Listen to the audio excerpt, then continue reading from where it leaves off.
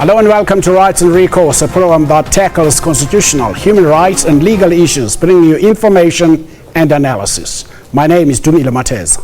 Remember, you can also be part of our discussion today by calling us on 011 714 5497 or 5498 or tweeting us at Rights and Recourse. Alternatively, you can email your thoughts to rightsandrecourse@sabc.co.za.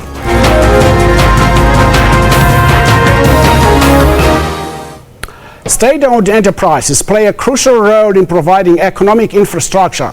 They provide vital services and products as well as providing employment and capacity building.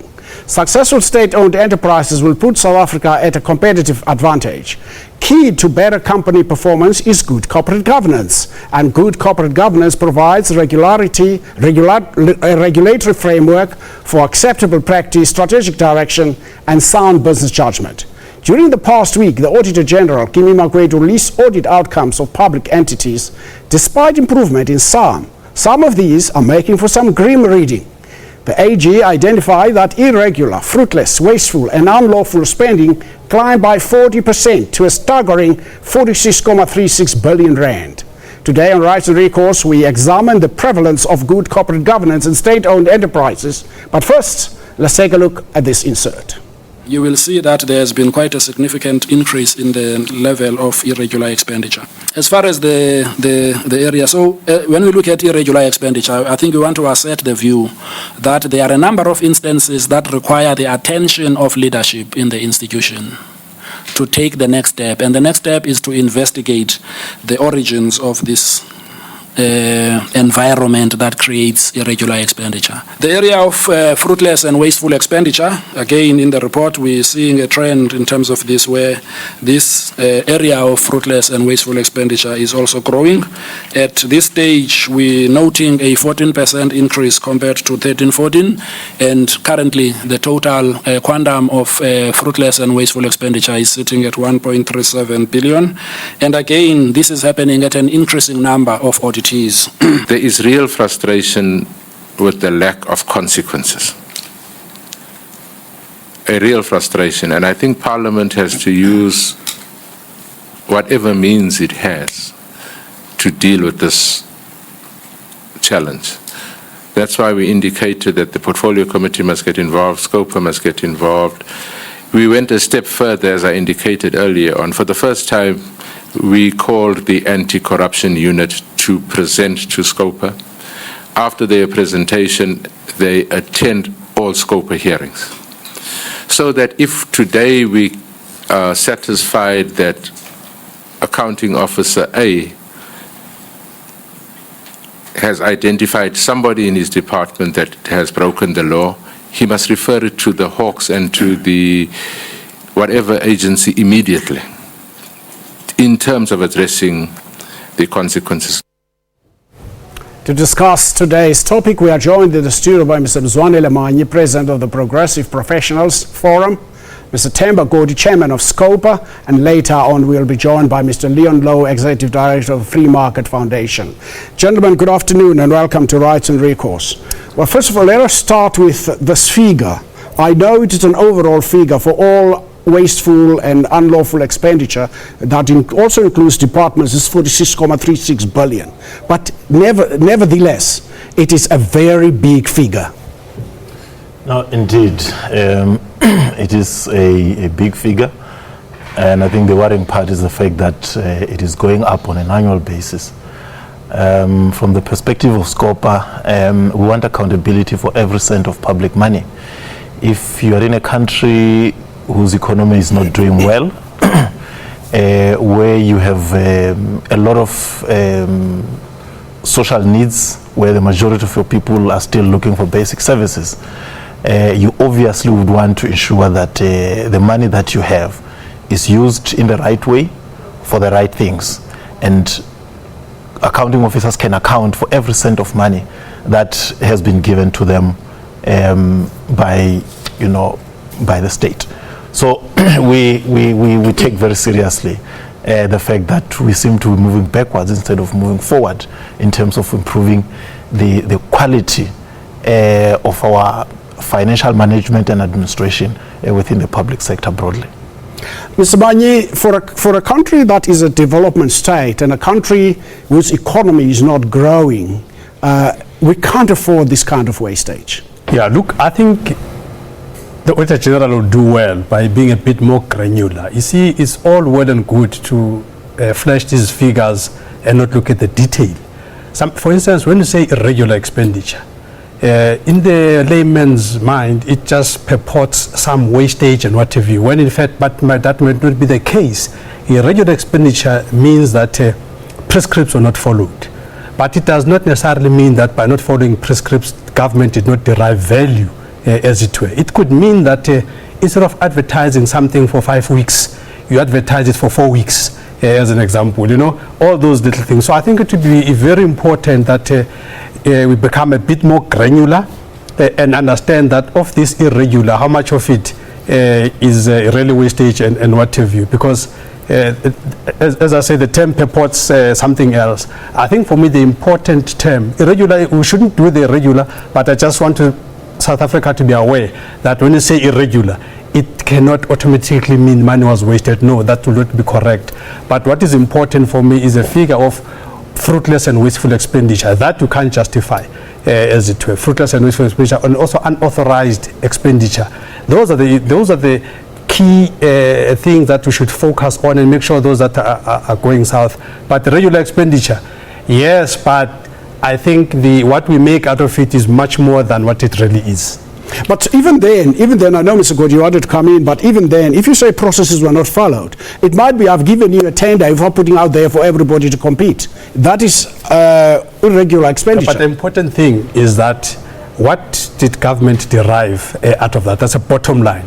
As a taxpayer, yes, it's a red card issue that processes are not followed and whatever, and I agree with that, and I'm not condoning that whatsoever. The only point I am making is that does not equate to fraud.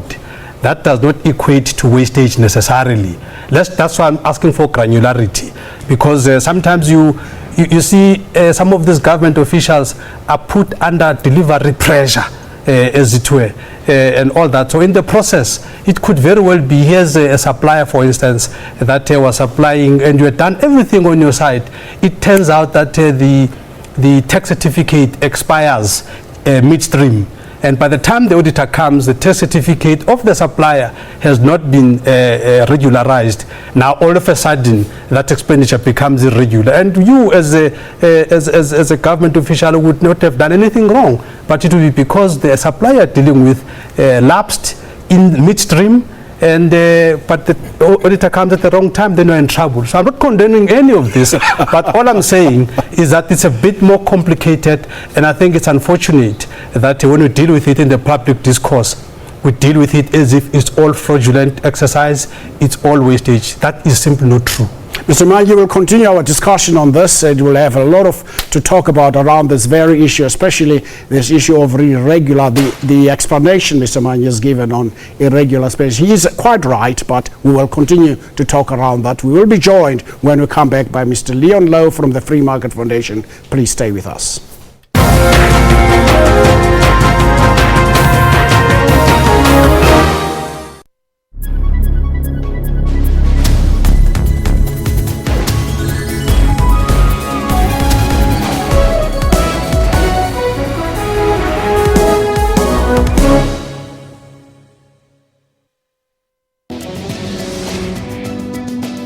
So people with prosthesis can live normal life. Prosthesis actually manufactures the artificial limbs. I can pick up stuff. My friends think it's awesome. I like my railway. I can walk normally. There's nothing that I can do. It changed my life from the beginning to where I am now. Dystrophic dysplasia is a type of dwarfism that affected all my major limbs. Join Health Talk every Saturday for all your health news.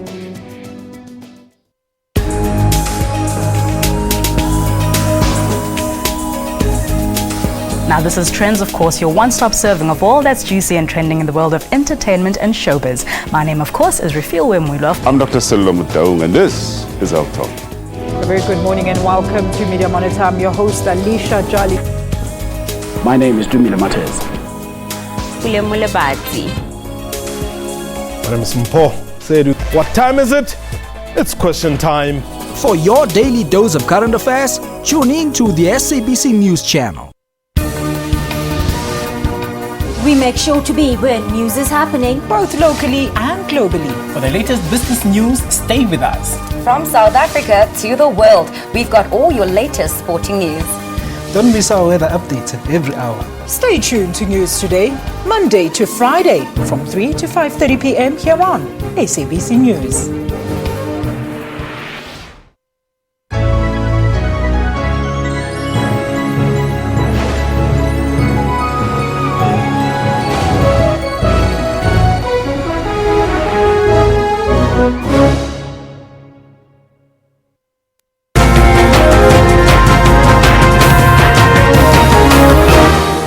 Welcome back. We are joined now by Mr. Leon Lowe. He's been trying to navigate his way through these bicycles that have closed the whole of Johannesburg. They think the economy must come to a standstill. Mr. Godi, I wanted to give us some more on irregular expenditure. Look, our starting point is scope is that the PFMA expects the accounting officer to put in place systems to prevent irregular expenditure. So the fact that it happens is in itself already a breach of the PFMA. Now, we would want to start there because the converse would open the window for all sorts of wrong things to happen under the cover of either there was an emergency or some other such explanations which can actually give rise to fraud and corruption. The fact that people will not renew tenders in time, the fact that people will not advertise tenders might imply a number of other things. That's why it still needs to be investigated. Now, our approach as scope, and that's why currently we're having hearings only on irregular expenditure as well as fruitless and wasteful expenditure. And we're saying, give us all the transactions that make this amount and indicate which company was involved, what is it about, what investigations have you done, what have been your findings, so that we can then be able to make a determination that indeed it was justified, it was beyond your control that this happened. Where it was out of negligence, how our officials held accountable. Where there is collusion, where there is fraud, how then do you take it to the next level? So we would not want to start from a perspective that says, let's understand.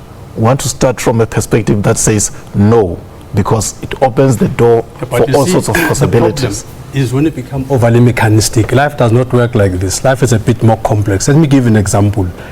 If, for instance, you were doing if for instance you wanted to put an advert on a billboard, for argument's sake. Now here's a billboard in Soweto. There's only one billboard that is at the entrance of Soweto, as it were. This is the billboard that you want. Now, what is the process? The process say advertise to whoever. But what are you advertising for when there's only one billboard that is there? Who are you advertising to? Instead of just dealing with the one company and one company only, because that's where the billboard is. So I'm saying life is not as straightforward. So there needs to be. There needs to be. I think that's the point I made. Yes. When you investigate, that's when you now make a determination that on this one there was nothing wrong. So you put it aside. It is condoned. That's why in law, in the PFMA, there is condonation, by the way. But that is after an investigation has been done, and if the example that is giving is the case, then you condone it, then there's no problem. But by that time, a headline. Headline is there that's irregular. Let us find out this. Mr. Lowe, thank you for joining us. The question I wanted to ask quickly before we go into the real issue here, the big elephant in the room, which is state-owned enterprises. To what extent can most of these be put on the door of a lack of governance? Yes, I think one has to be careful about assuming the solution is governance. The problem with state-owned enterprises and autonomous agencies of various kinds is the lack of incentives to have discipline. In other words, if it is rewarding for people to have unauthorized, wasteful, corrupt expenditure, it will happen. You see, you have to, in my view, not assume this is a result of immoral or bad people. It's a bad system. and the system generates this, and we think this is a big number. The number, by the way, means nothing to anybody. Nobody can comprehend such a number, but just to give you some idea, it's the equivalent of 160,000 clinics. It's the equivalent of 90,000 police for a year.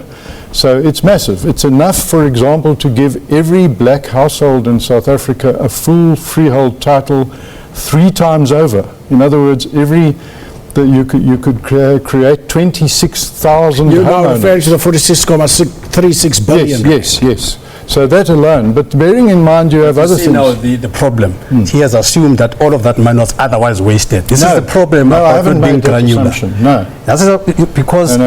Because if you say it could have done clinics, that money has done something else. Now it's making the assumption that it went into somebody else's pocket. No, not the pocket. Is that what you mean? No, it has gone into another service, but the process was not properly followed, but value was derived. Now this kind of analogy is taking the view that this money has gone down the drain instead of fixing clinics and whatever, when in fact this money has built a bridge but didn't follow the process, but the bridge is there.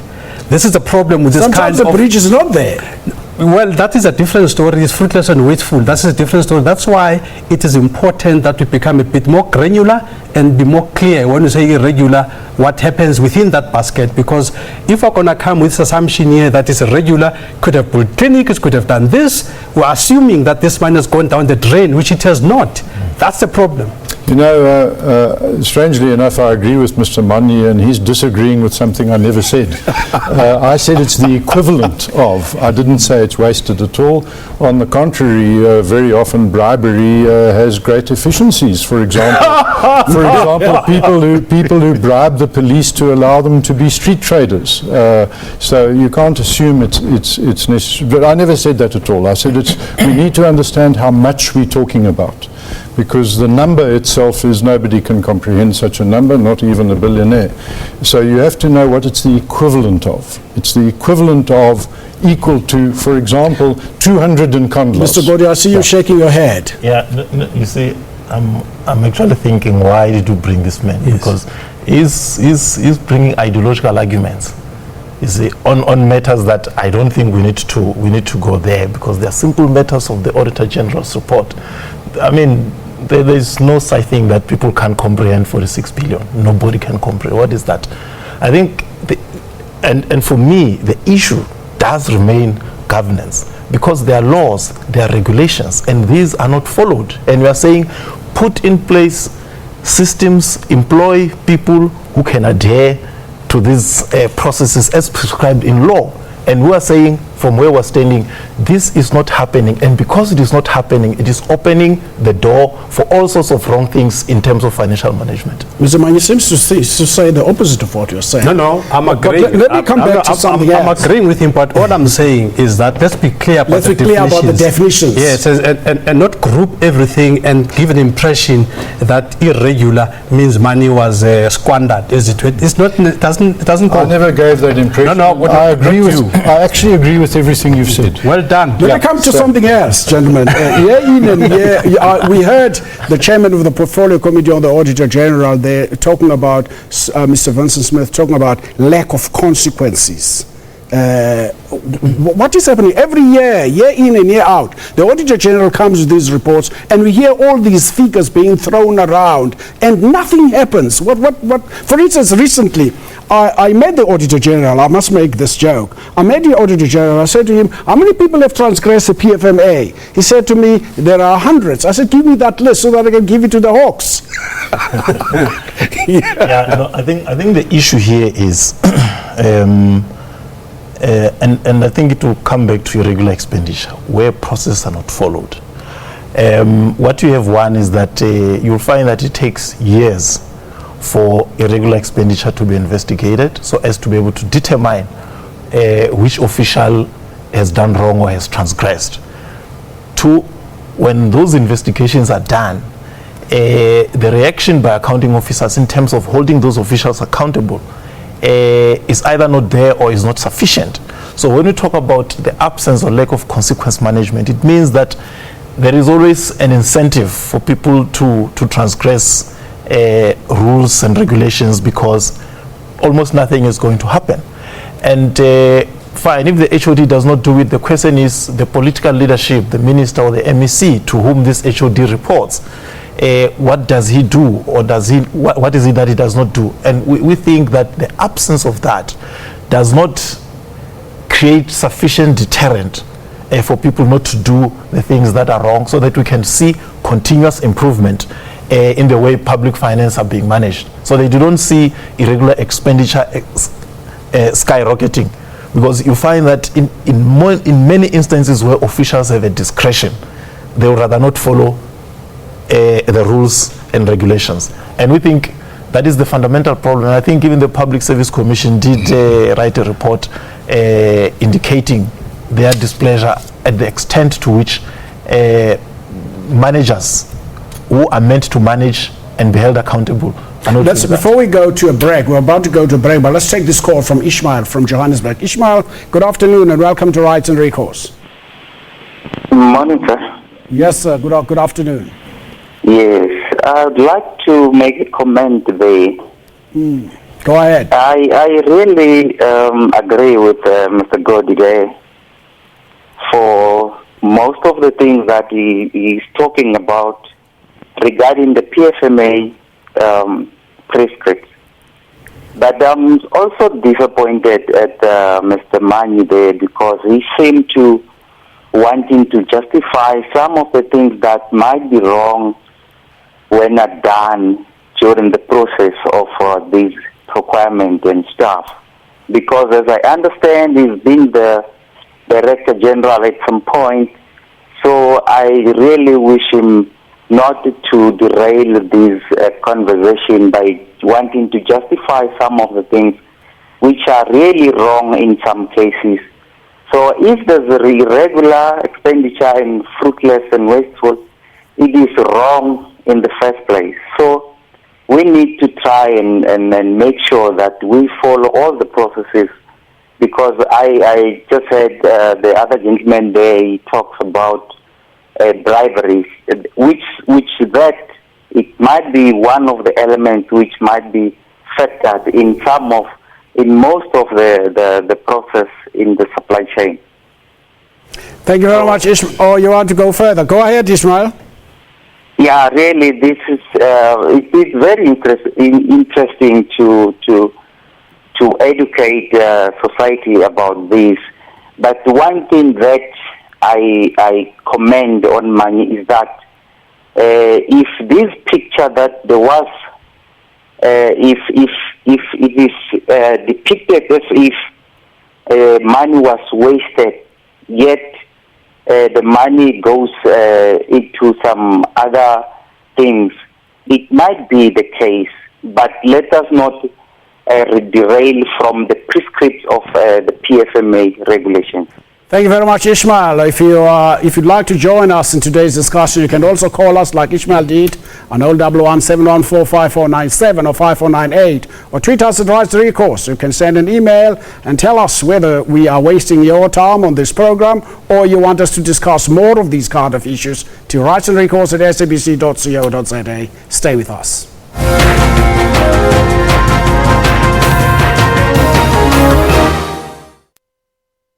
Macro is going big on festive season savings with high-tech deals like the new PS4 1TB slim console with Call of Duty and God of War 3, only 5,999, save 700 Rand. A Samsung 55-inch smart curved UHD LED TV for 14,999, save 3,000 Rand. And save 100 Rand on the new TomTom Touch Activity Tracker, now only 2,399. Sharing these and other big festive savings for home, for business, for life. Macro, big on life. Information-hungry viewers stay with SABC News, as issues on the West are different from issues on the East or here in Johannesburg. So it is not surprising that people who follow the news know that there are two things for sure: that anything can happen, and SABC News will tell you when it does. Because we keep the nation fully informed. We are SABC News. ANC moved to ease tensions created by the heated public spat between National Treasury and Eskom. Eskom denied allegations of impropriety regarding the matter. National Treasury issued a statement accusing Eskom of lying. The fracas over hairstyles at a Pretoria school has drawn sharp focus on underlying racism and alleged abuse in some schools. We want relevant answers from the MEC. You must fire the principal. Here too, similar sentiments of underlying racism. It just made me feel like I was not worthy enough of an education because of the type of hairstyle that I had. Because yesterday the statement was, writing an exam is a privilege.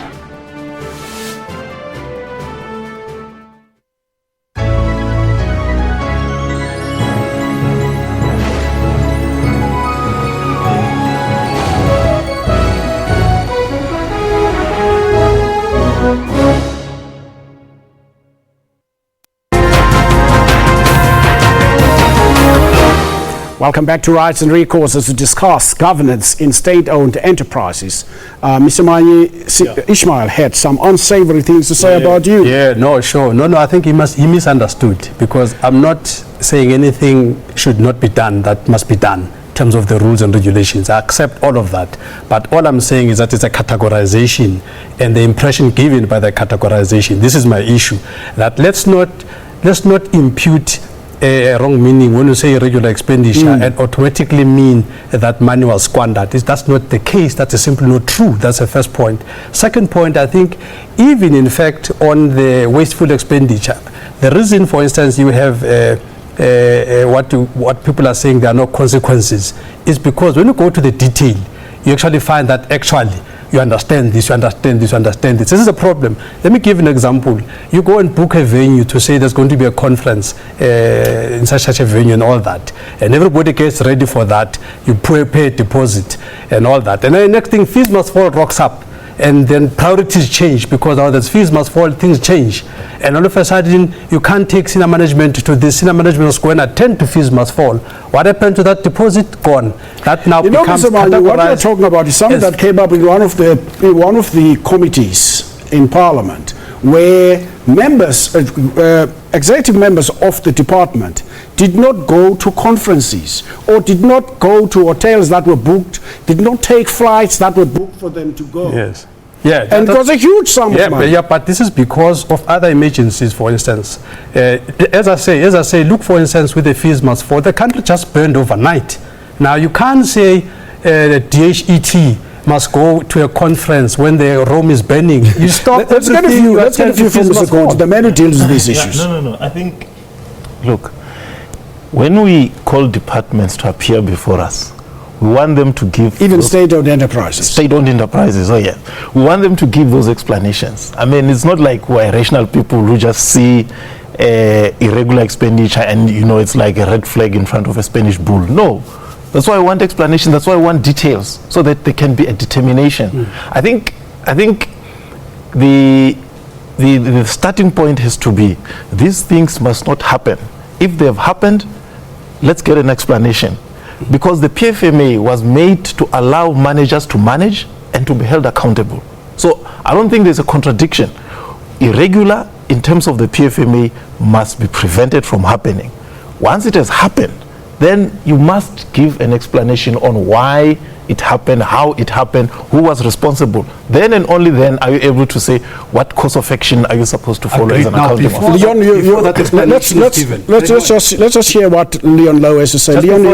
Just before that, if you have not been given a chance to explain yourself, then the headline must not make you this criminal. But Parliament is not responsible for the headline. But let's leave that aside. We'll talk about that in another program. Leon, you wanted to respond to something. There's two things quickly. One is firstly the assumption that what I said was ideological. It was actually arithmetic. It's got nothing to do with ideology. And also it is ideological to assume that people spending other people's money on someone else will have the same incentive as people spending their own money on themselves.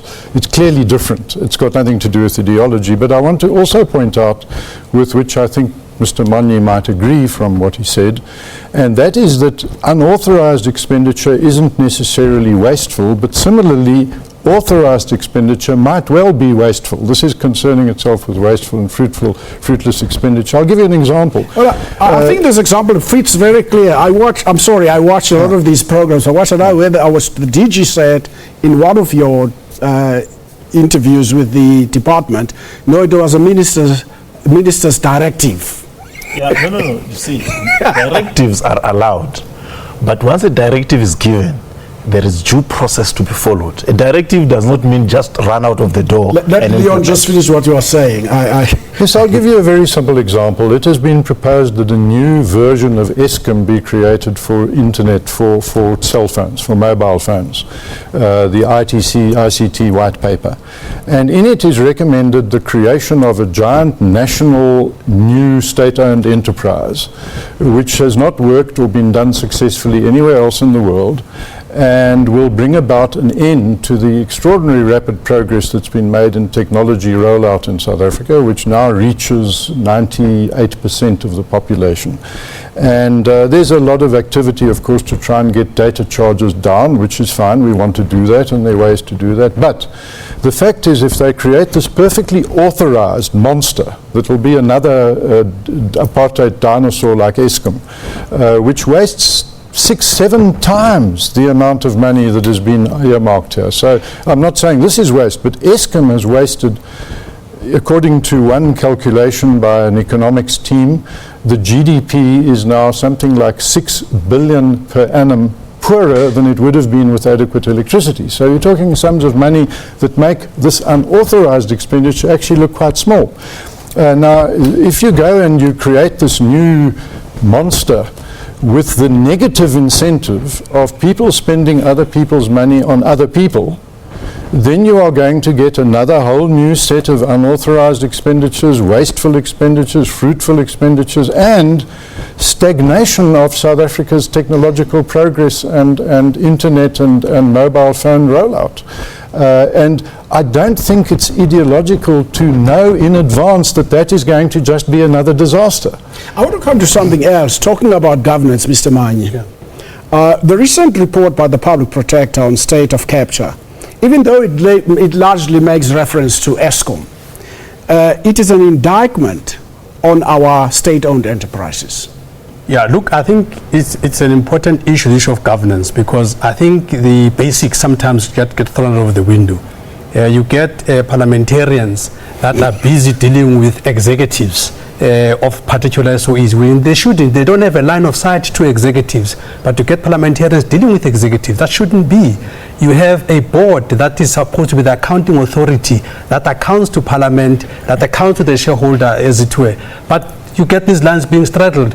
You get some of the board members that are themselves busy with operational issues when they should be allowing the CEO and his team to run the things. So I think just the basics get straddled. And also the other issue is the issue of different mandates. When you have an SOE, this is a government-owned entity, 100%. It's supposed to do largely development. But then the problem is that you get a quality of board member that is not development-oriented. You get hard-nosed business people that are on the board, and all they're looking for is to make this thing an ROI issue, and make it a profit. It must be sustainable, but it must still be sustainable. But that can't be the first thing. The mandate is to make sure that there's development. There's the mandate of that SOE. The mandate of that SOE is not to return money to government. The mandate is to create development. But if you've got a board member that sits there and all he's interested in is profit, then what that would mean is that SAA must no longer fly to Mthatha because that route is not profitable. So a hard-nosed that route is not profitable. Exactly. But if you cut that out, the implication... Mr. Monye, we'll continue this discussion. There's a caller on the line. I wouldn't like to keep callers waiting. Stu, good afternoon from Mpumalanga. Good afternoon. Welcome to Rights and Recourse. Good afternoon to you, sir. So I just want to place on record my sincere thanks for the program you have.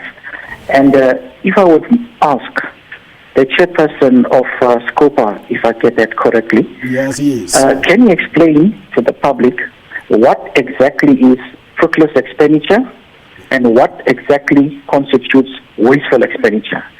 Once the auditor has announced on the radio or on SABC, on the media, what constitutes fruitless and wasteful expenditure, I think ever since everybody started to become confused. And secondly, sir, the chairperson, the gentleman sitting next to Scopa on the left, the chairperson of Scopa Studies, yes, sir. I think he's speaking a whole lot of sense. He understands an operational environment. And I think, sir, the biggest problem we have here in the public service is that the PFMA is a good tool, but it's very bureaucratic in nature. It also hampers service delivery in many instances. And I feel that if we want to be fair with both parties, Scopa is doing an excellent job. We need to have that public eye.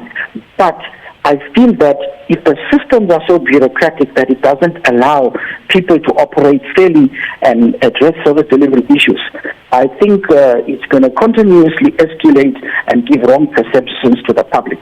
I think we must consider what the gentleman has been saying and align. And wherever there's bureaucratic processes in place, many MECs are talking about this and frustrate them in their service delivery. Thank you very much, Sui. I think what Sui is saying there, if you can get a copy of this book, it's for free. If you go to government departments, they'll give you free. The explanations are there, but I will not stop the chairman from explaining, as you asked, what fruitless and wasteful expenditure is. But unfortunately, if we did not have these balances as to why there should be no fruitless and wasteful expenditure, we wouldn't have the state of capture report.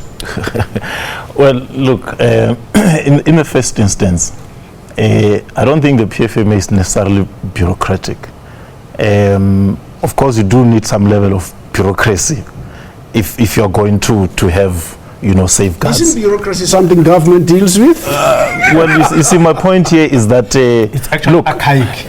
No. You need to revise. No. Look. The PFMA replaced archaic apartheid era laws, and I said the PFMA allows managers to manage and then account, and accounting is what they're failing to do. And in a lot of these instances that we deal with, what you realize is that there is poor planning and there is poor management of projects and contracts. So that cannot be the product of bureaucracy. It has to do with the quality of management that you have within entities. Now, in relation to the definitions that the gentleman asked, I mean, fruitless and wasteful expenditure means you have expenditure used in vain, where government or the public has not derived any value from that expenditure. I think I would want to keep it as simple as all that. Let's do the rest so that you can understand. That's the fruitless and wasteful. Irregular expenditure. Irregular means it did not follow prescripts. Yes. But not following prescript does not always result in fruitless and wasteful. Mr. Manyi, wait a moment. It says here means expenditure other than authorized expenditure incurred in contravening of or that is not in accordance with the requirement of any applicable legislation. Yes, that's correct, but does not result always in wasteful expenditure. But it's not done in terms of the prescripts. There are prescripts and regulations, do this way, do this way. You do something, but you don't follow the laws. So I'm saying we must be able to separate not following the laws and fruitless and wasteful, but not following the laws and deriving value still. Not following the law, you see. Because, you see, officials do make this point that, well, we did not follow the law, but services were delivered. Now, you see, the problem with that is at what cost? It might happen that, yes, we bought bread, but we bought it at 30 rands per loaf, or I gave a tender to my friend to deliver, which he otherwise would not have gotten if it was opened up. So it raises all sorts of question marks. But it doesn't take away the fact that the bridge was built. This is the thing. I think sometimes the bridge is not built. But the first rains come and the bridge is gone. That's a different categorization. This is now fruitless and wasteful. I just wanted Leon to come in there, because I asked Mr. Manyi a question. I know I interrupted him around the state capture report, which is an indictment to all state-owned enterprises. But I want to take this call from Tom from the Eastern Cape. Tom, good afternoon and welcome to Rights and Recourse. Your television is on, Tom. Your television is on. Yes, good afternoon, sir. I'm trying to get out. I'm just worried with this justification by Mr. Manyi in the first place. I'm not sure what he's trying to justify in talking about the regular expenditure not amounting to corruption and fraud and all that. I think what we should be talking about, out of the report of the Auditor General, how do we make sure that we clamp down on the status quo, that of using the monies of the taxpayers in a wrong way? For me, irregular expenditure, wasteful and fruitless expenditure, all of those, as Mr. Godi is saying, there must be a way by which the management and these municipalities, including the government departments and SOEs, are held accountable when they have done that. And I disagree also with this. I work for the municipality in the first place. We are working with the MFMA and all that. I disagree with the fact that there is a lot of bureaucracy and all that. Mr. Godi is pointing out clearly that when management has deviated from what they were supposed to have done, what is needed for them is accountability. So I think what needs to happen now is to discuss how do we make the point that we clamp down on this tendency and this status quo of all these terms, irregular, fruitless and wasteful expenditure. That's what I don't understand. This vigor from Mr. Manyi to try and justify this and he's making examples of this must fall and all. I don't understand why.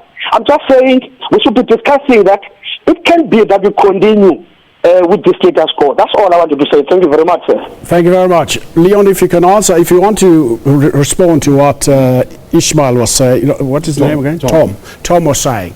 And then also respond to the question I asked as to whether this report that we have, this is not the first report, we've had a report on PRASA, we had a report on Denel, I think, from the public protector, and I haven't seen any action around those things. Is that an indictment our state-owned enterprises? Yes, the issue Tom raises is actually quite important and quite subtle, and it's difficult, and I'm worried about Mr. Godi when I say this because he might actually have palpitations, but in fact red tape and bureaucracy are necessary and desirable, which he hasn't put in quite that way, but the other word for them is checks and balances. Where you have people spending other people's money, you need checks and balances. Transparency, red tape, SCOPA, Auditor General, all sorts of things are necessary to prevent misallocation and corruption of funds. So you don't want this meme, this cliche that you need less red tape. That's not necessarily true. You need red tape that prevents abuse of private and public funds. You need it within companies. So how much you need and what form it should take is an issue. But then this other thing of what is and what is not wasteful expenditure. There has to be very great care. Mr. Godi's job is to see that it was properly done according to the red tape, the bureaucracy, the formula, the checks and balances. And that's his job, and he would be surprised how supportive I am of what he does. But what is also not his job, that is an issue when you start discussing other things, like say South African Airways. What on earth are we wasting public money for? Carrying rich people around the country, the working class do not fly, poor people do not fly, to all of the main profitable routes, wasting money. That is wasteful expenditure. Now that's not within his mandate, to check that. His mandate is to see that the procedures were followed. So where there is wasteful expenditure, running luxury planes for rich people at the expense of housing and schools and hospitals and healthcare, that's where the money is taken from and put into flying rich people around the country. Now, if SAA wants to fly to Mthatha, by all means let it fly to Mthatha, but don't let it fly to London and New York and Cape Town and Durban, which are profitable routes on which we should not be wasting money. That is fruitful and wasted expenditure. So I think we have to understand two things. One is what the Auditor General and SCOPA do is correctly that the procedures are followed. And there is a breakdown in governments with procedures not being followed. That is true, and it needs to be tightened up, and that's his job, and he gets our full support for it. It's another job entirely to decide whether we should spend tens or hundreds of billions on taking over the function that private people are now performing, building internet towers and base stations all over the country, subsidizing cell phones, bringing in the latest technology. What on earth does the government want to get involved with that for? And I'm quite sure these two gentlemen might deny it now on air, but they know that will just be another disaster of wasted expenditure. You see, for us as Progressive Professionals Forum, our duty is to make sure that we spoil the nice story with facts. This is a problem. People don't know to deal with facts because media has already painted this government as corrupt and everything. Now, when you bring the facts, then you become a discord. And what I'm talking about, I'm not going to relent on what I'm saying, that it's important to understand the facts and not be taken over by the corrupt narrative and all that. The reason we are saying this government is not punishing people as the rate people want is because media has been assisting to say this 46 billion or whatever is corrupt and whatever, when it's not necessarily the case. So people must be able to deal with facts. You see, for instance, you see the issue that Mr. Lowe is making here is a very, very, very selfish position because Mr. Lowe is actually saying that let's not fly to these other areas that are less developed. And the issue is those 2, 3, 4 or 10 business people that must do that are actually the anchors of the economies of those areas. If you cut this thing, it means the entire region is actually going to be underdone. I think Mr. Lowe was saying something different. Was saying the opposite. No, he's not saying the opposite. He's saying. I am saying the opposite. No, he's not. He's saying you must not fly to London, but you must fly to Mthatha. My selfish interest, by the way, is the fact that I now fly to London and New York and all over the world, subsidized by poor people. Let's take this call from Kabela in the Eastern Cape. Kabela, good afternoon and welcome to Rights and Recourse. Good afternoon to yourself and your guests there. Thank you very much. Firstly, I think, the pronouncement of the report by the Auditor General was very irresponsible. Because he must first should have defined what was irregular and what was wasteful expenditure. He's now left the country in a cloud to be politically manipulated and people to assume that irregular means wasteful expenditure. But now the point I want to make, Mkhathetha, is the following. I think we must also be able to define what is an SOE first, and also how to regulate the spending and the financial management of SOEs. Let me make this example. You've got companies or institutions such as Rural Development and Land Reform. You've got institutions such as CETA. You've got institutions such as the ITC.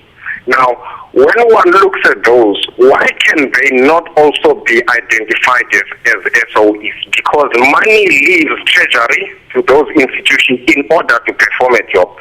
If I'm a recipient of a farm and that farm collapses, but the last 1,000 farms that was bought by land reform collapsed, should that not also be identified as wasteful expenditure in order so that land reform is able to reform its management strategy and its allocation strategy? That's why I'm saying the SOEs that we know to be SOEs, which is the SAAs, the Telcom, the ESCOM, that's not enough. We must also identify other institutions that also plays within the framework of being an SOE and then determine what forms of regulations and management structures and strategies those must also follow. But from your discussion so far, I think these matters have been clarified in terms of what is irregular and what is wasteful. But somebody must go back to the Auditor General and ask him not to be so irresponsible and to pronounce something without being able to factually back it up for the public to be able to dissect what is proper management and what was improper. Thank you, Mkhabela. I think the Auditor General has the SCOPA and also have other financial committees in Parliament to explain that. And I think it's far-fetched to say the Auditor General is irresponsible because SOEs, the Schedule 1 and the Schedule 2. Mr. Godi, probably going to answer that better. Yeah, no, I wanted to say the PFMA has been there since 1999. Mr. Godi, just hold that thought. Let's go to a break. I've I'm going to be lambasted by my colleagues for not going to this break, and join us after the break.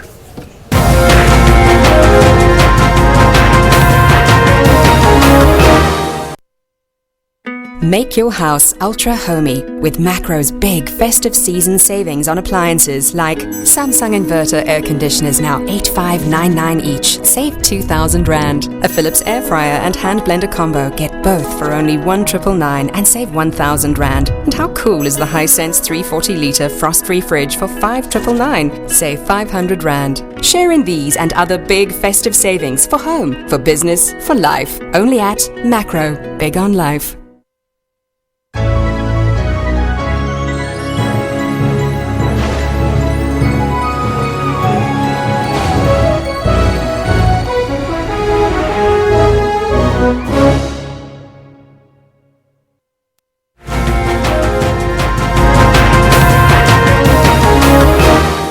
Welcome back, Mr. Goji. Can we go through this this issue that is raised by Mkhabela? Yeah, no. All I was saying was that the PFMA has been enacted since 1999, and the definition of these terms are there.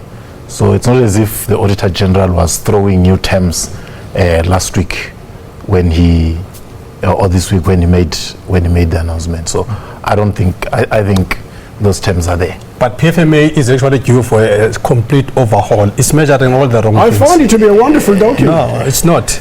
You see, what is the problem? If you go to Parliament to go and account, what parliamentarians are mostly concerned with is how much you spend and all that. Sometimes there's not enough level of detail to look at the impact of the expenditure. So we need to redo this thing. No. You know, one other thing that we have been doing as SCOPA is to look at the overall expenditure vis-a-vis the annual performance plans.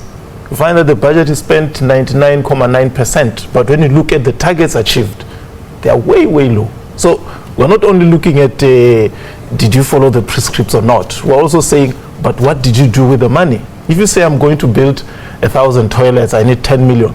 You spend 10 million, but you did not build 1,000 toilets. Yeah, but here's the issue. If you did not spend, let's say you spend 50% of what you should have spent, it becomes a financial misconduct. But if you spend all the money, despite the fact that you did not achieve your objectives, there's no financial misconduct or anything. You get away with that. The only issue they're focusing on is whether did you take money out of the purse and spray it. Let's hear what Leon has to say. Leon has a view on yes, what... I think Mr. Mkhabela, if I could encourage him to see it this way, that you might have issues with the report. The officials concerned who are targeted or criticized by implication or directly might have issues with it. But I think what we all should be pleased about is that we do in South Africa have agencies like SCOPA and the PMFA legislation that do bring these issues to the fore and improve the likelihood of proper management and accountability in South Africa. So I would like to say, and I think Mr. Gordy would agree, that you want to permanently improve the performance, you want to do a better and better job. I'm sure based on his considerable experience he would have ideas on what improvements could be made to the legislation and the practice, but I frankly feel proud as a South African that we do have agencies like his and like the PFMA that bring these issues to the fore, which do not necessarily happen in most of the world's 200 countries. And so I do say we should take some comfort in this. I want to see it's not simply good or bad. It's a complex issue. All of us on this panel and you as the host know it's a complex issue, and we have to deal with these complex issues as best we can. And I would like, for example, to see added to Mr. Gordy's mandate or somehow brought into the legislation, not just whether it's wasteful or authorized or whatever, but what constitutes wasteful. In other words, is it really a good idea to get South African Airways to fly on the most profitable routes almost all the time? That's virtually all of its flights. Is that something that it should be doing? And I would like Mr. Gordy's SCOPA to have the mandate to investigate it. I think PFMA must be overhauled. I think it's too bureaucratic. I think it frustrates service delivery. That must happen timelessly. Mr. Gordy? Well, I think that what we want is that officials must account. They have been given the mandate to manage. After managing, they must account. And if they don't account, I think that's where the problem is. Well, that's all we have time for here on Rights and Recourse. I think this discussion will not end here. You can continue talking about us on Twitter and elsewhere. You can also give us a call. Please join us again next week, and goodbye.